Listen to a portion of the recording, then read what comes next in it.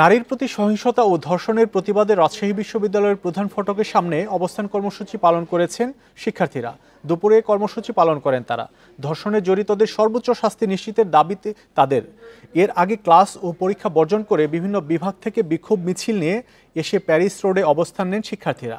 পরে ঢাকা রাজশাহী মহাসড়ক অবরোধ করে বিক্ষোভ করেন তারা। এ সময় সড়কের দুপাশে যান চলাচল বন্ধ হয়ে যায়। কর্মসূচি থেকে শিক্ষার্থীরা নারীর প্রতি সহিংসতা বন্ধের দাবি জানান।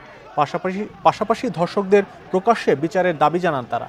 কর্মসূচি থেকে আগামীকাল সোমবারের সব ক্লাস পরীক্ষা বর্জনের ঘোষণাও দেন শিক্ষার্থীরা।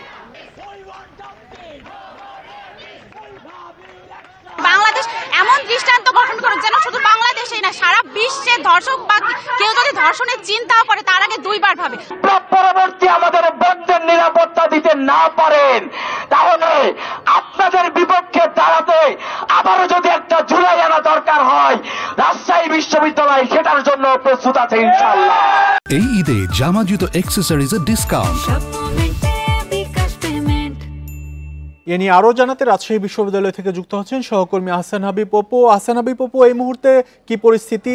সড়ক অবরোধ করে যে বিক্ষোভ সেটি এখনো চলমান আছে কিনা, আর এই সড়ক অবরোধের কারণে দুপাশে যে যানজট তৈরি হয়েছে সেখানে বিকল্প গাড়ি চলাচলের কোনো উপায় আছে কিনা?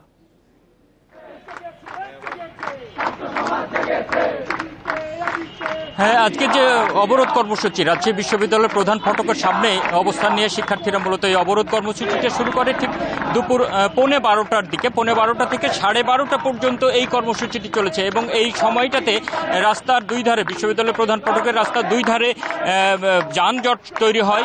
তবে রাজশাহী নাটোর যে মহাসড়ক, রাজশাহী ঢাকা মহাসড়ক, সেটির বিকল্প রাস্তা যেটি বাইপাস সড়ক, সেখান দিয়ে মূলত যানবাহন চলাচল করেছে। তবে এই রাস্তাটিতে যানবাহন চলাচল না করার সুযোগ থাকার কারণে মানুষ কিছুটা দুর্ভোগে পড়ে। তবে 12:30টার পর যেহেতু এই কর্মসূচি প্রত্যাহার হয়ে গেছে, এরপরে শিক্ষার্থীরা রাজশাহী বিশ্ববিদ্যালয় ক্যাম্পাসের ভিতরে চলে এসেছে এবং তাদের আজকের কর্মসূচি যেটি ছিল এই অবরোধ কর্মসূচি এবং তাদের যে বিক্ষোভ কর্মসূচি সেটি শেষ করে মূলত এখন বেশিরভাগ শিক্ষার্থী তাদের নিজ নিজ গন্তব্যে গেছে। আর এরপরেও কিছু সংখ্যক শিক্ষার্থী তারা অবস্থান করছে এবং বিশ্ববিদ্যালয়ের প্রধান যে প্রশাসনিক ভবন তার সামনে অবস্থান করে তারা বিক্ষোভ করছে।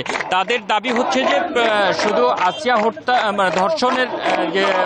ধর্ষণের ঘটনা সেটির বিচার শুধু নয়, প্রত্যেকটা ধর্ষকের মৃত্যুদণ্ড কার্যকর করার দাবি জানিয়েছে এবং প্রতিটি নারী নির্যাতনের বন্ধের দাবি জানাচ্ছে। এখানে শিক্ষার্থীরা যারা আন্দোলন কর্মসূচি পালন করছে তারা যে কথাটি বলছে যে সরকারের উপর তারা এক ধরনের দোষটা পাচ্ছে যে এই সরকার ব্যর্থতা যদি দেখায়, এটি করতে যদি তারা ব্যর্থ হয়, প্রতিটি নারীর যদি নিরাপত্তা দিতে ব্যর্থ হয়, তাহলে তারা এই সরকারের বিরুদ্ধে দুর্বার আন্দোলন করে তোলার ঘোষণা দিচ্ছে।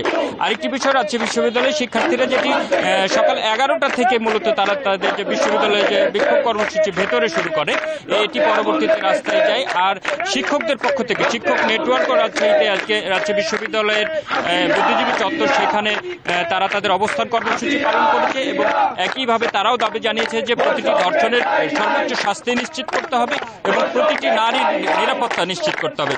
শিক্ষার্থীরা আরেকটি দাবি জানাচ্ছে এখানে যে শুধু তারা তাদের এই ক্যাম্পাসের ভেতরেও যাতে তাদের প্রতিটি ছাত্রী, প্রতিটি ছাত্র শিক্ষার্থী যাতে তারা তাদের নিরাপত্তা নিশ্চিত করতে পারে, প্রশাসনের কাছে এই দাবিটি তারা জানাচ্ছে। এবং এই সাথে তারা আজকে যে কর্মসূচিটি ঘোষণা করছে, আজকের মতো তাদের যে পরীক্ষা এবং ক্লাস বর্জন করার যে কর্মসূচি সেটি যেমন চলছে, আগামীকালও তারা একই দাবিতে আবারও বিক্ষোভ করবে এবং তারা অবস্থান কর্মসূচি পালন করবে বলে তারা এর মধ্যে ঘোষণা দিয়েছে। ধর্ষকের সর্বোচ্চ শাস্তির দাবিতে রাজশাহী বিশ্ববিদ্যালয়ের শিক্ষার্থীরা ক্লাস পরীক্ষা বর্জন করে বিক্ষোভ করছে, সে খবর জানাচ্ছিলেন সহকর্মী আহসান হাবিব অপু।